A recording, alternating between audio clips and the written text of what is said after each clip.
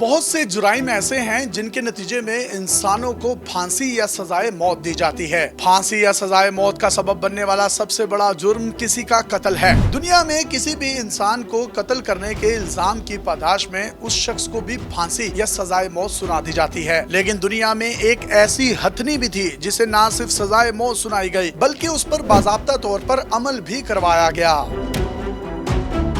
اس ہتھنی کو قاتل میری کے نام سے جانا جاتا ہے۔ اگر آپ انگلش نیوز پیپر یا ادب پڑھتے ہیں تو کہیں نہ کہیں آپ نے مرڈرس میری کی اصطلاح پڑھی ہوگی۔ یہ اصطلاح اسی ہتھنی کی سزائے موت سے اخذ کی گئی ہے۔ میری نامی یہ ہتھنی ایک سرکس میں کام کرتی تھی۔ اس پر الزام تھا کہ اس نے اپنے مہاوت کا سر کچل دیا ہے۔ مہاوت اس شخص کو کہتے ہیں جو ان ہاتھیوں کی دیکھ بھال کرتا ہے یا ان کی خدمت کرتا ہے۔ ابھی مہاوت کو نوکری پر دوسرا ہی دن تھا۔ وہ ایک بے گھر آدمی تھا جسے سرکس والوں نے 11 ستمبر 1916 کو بھرتی کیا۔ اگلے دن سرکس میں ہتھنی نے پرفارم کرنا تھا۔ مہاوت ہتھنی کے اوپر بیٹھا ہوا تھا۔ میری اس شو کی سٹار تھی اور لوگ دور دور سے اسے دیکھنے کے لیے آتے تھے۔ اب اگلے دن سرکس شروع ہوئی۔ یہ پریڈ میں سب سے آگے چل رہی تھی۔ سرکس کے رنگ میں ہتھنی کو ایک تربوز نظر آیا۔ یہ اسے اٹھانے کے لیے نیچے جھکی تو نا تجربہ کار مہاوت نے اسے کان کے پیچھے کانٹا چبو دیا۔ اس پر میری غصے میں آ گئی اور اپنی سونڈ سے مہاوت کو نیچے پھینک دیا۔ میری یہی نہیں رکی بلکہ اس نے مہاوت کے سر کو اپنے پاؤں سے کچل کر ٹکڑے ٹکڑے کر دیا۔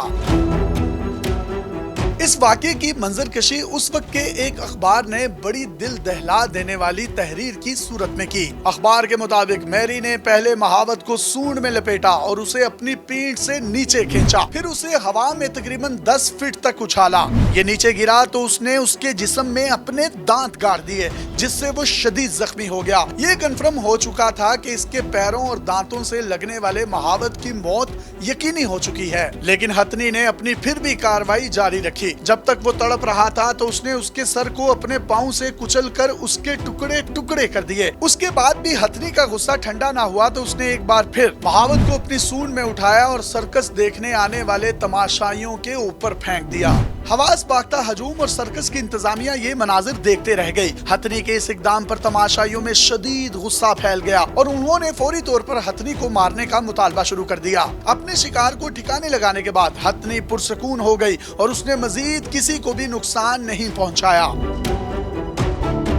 اس واقعے کی خبر جنگل میں آگ کی طرح پھیل گئی۔ امریکی ریاست ٹینیسی کے کئی قصبوں اور شہروں کی انتظامیہ نے سرکس پر پابندی لگانے کی دھمکی دے دی۔ ان لوگوں کا کہنا تھا اگر آئندہ میری کو سرکس میں شامل کیا گیا تو وہ سرکس کو نہیں چلنے دیں گے۔ یہ سرکس کے مالک کے لیے انتہائی پریشان کن صورتحال بن چکی تھی۔ اس کی کوشش تھی کہ اس کی سرکس بھی بچ جائے اور ہتھنی کو بھی نقصان نہ ہو، لیکن حالات تیزی سے ہاتھ سے نکلتے جا رہے تھے۔ لوگوں کو سنبھالنا اس کے اختیار سے باہر ہو چکا تھا۔ مجبوراً سرکس کے مالک نے فیصلہ کیا کہ ہتھنی کو سزائے موت دے دینی چاہیے۔ اب مسئلہ یہ تھا کہ اسے سزائے موت کیسے دی جائے گی۔ اکثر یہ ضابطہ رہا ہے کہ سزائے موت پھندے کے ذریعے دی جاتی ہے۔ اب ہتھنی کو اگر پھندا لگا بھی دیا جائے تو اس ہتھنی کو اٹھائے گا کون؟ یہ 5 ٹن وزنی تھی اور اسے اٹھانا انسانوں کے بس کی بات نہیں تھی۔ سرکس کے مالک نے فیصلہ کیا کہ اسے دوسرے شہر میں کرین کے ذریعے پھانسی دی جائے گی۔ ہتھنی کو ٹرین کے ذریعے دوسرے شہر میں منتقل کیا گیا جہاں ایک بڑے ہجوم کی موجودگی میں اسے کرین سے لٹکا دیا گیا۔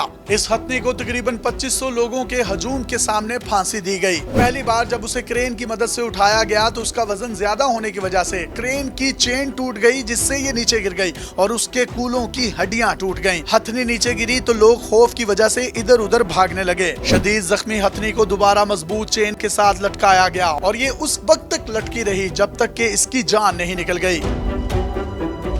مرڈرس میری کی سزائے موت کی تصدیق کرنے کے لیے ایک ویٹنری ڈاکٹر بھی موقع پر موجود تھا۔ ہتھنی کو موت کے بعد جب کرین سے نیچے اتارا گیا تو ڈاکٹر نے اس کے جسم کا معائنہ کیا۔ ڈاکٹر نے دیکھا کہ اس کے دانت کے پچھلے حصے میں انفیکشن تھا جس کی وجہ سے وہ شدید تکلیف میں تھی۔ یہی وہ وجہ تھی جہاں مہاوت نے اسے کانٹا چبویا تھا جس سے اس کی تکلیف میں اضافہ ہوا، جس سے وہ اریٹیٹ ہوئی اور شدید غصے میں آ گئی۔ اسی غصے کی وجہ سے اس نے اپنے اوپر بیٹھے ہوئے مہاوت کی جان لی تھی۔ اپنے میزبان یاسر شامی کو پاکستان کے سب سے بڑے digital media network daily Pakistan سے اجازت دیجیے اور دیکھتے رہیے ڈیلی پاکستان۔